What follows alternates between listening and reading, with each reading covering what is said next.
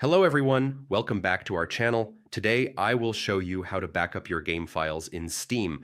This is a smart way to protect your data and keep your progress safe. First, open your Steam app. Next, log into your account using your username and password. Click Library in the top menu bar to view your list of games. Find the game you want to back up, right-click on it, and select Properties. In the Properties window, click the Installed Files tab. Then click Backup Game Files. Choose a backup location by clicking Browse. You can select any folder on your computer or an external drive. Make sure it has enough space. Click Create Backup to begin the process. Steam will save your game files to the selected location.